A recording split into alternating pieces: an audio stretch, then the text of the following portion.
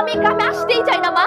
আর ওই দিকটা তোমরা গ্রামের একটা ছেলের সাথে আমার বিয়ে ঠিক করে ফেলছো, তারপর মানিক মানে যার গা থেকে আমার গরুর গন্ধ আসে। গেট স্মার্ট ছিলাম না ভিতরে। তুমি জানতা? আরে নতুন ভাবি যে, আসসালামু আলাইকুম। কার পাবি কিসের খারাপ?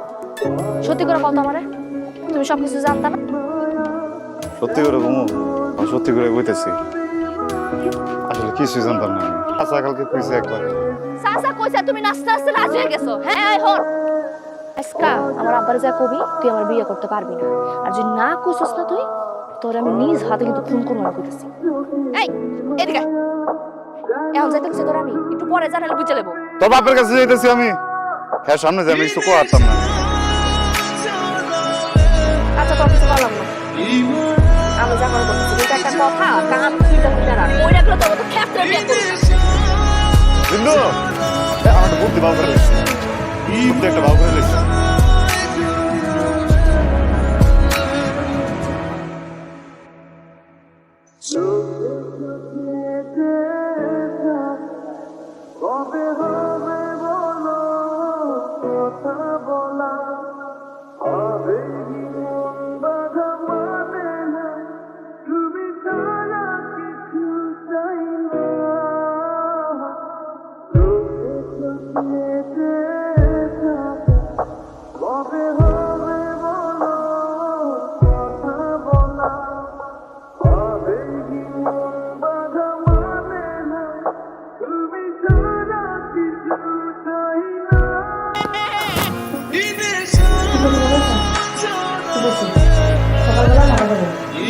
চাচা ওই বিন্দুর পরীক্ষা আজকে যদি না যায় ওটা দেওয়া হবে না। সব তো কালকে দিয়ে আজকে চলে যাবে।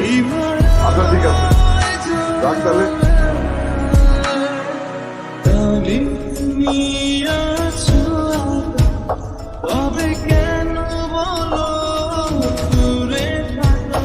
মানিক আপনাকে দেখে বুঝা যায়।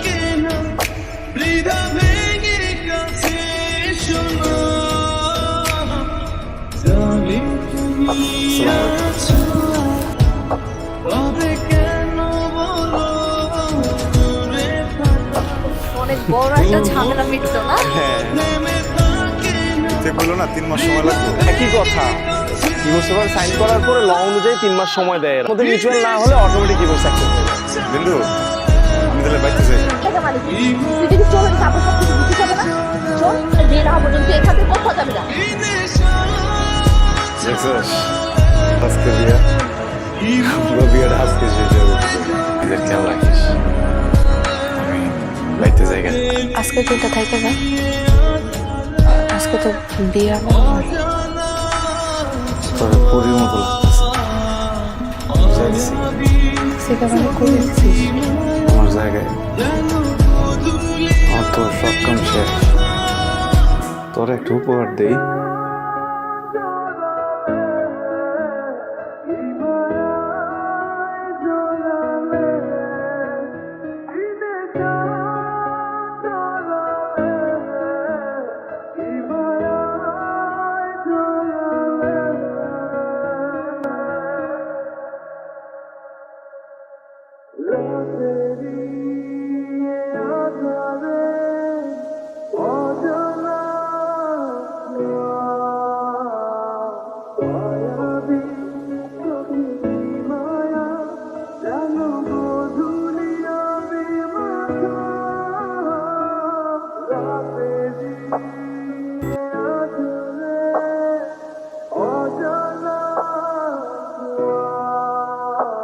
চল পালাই খাতে চল।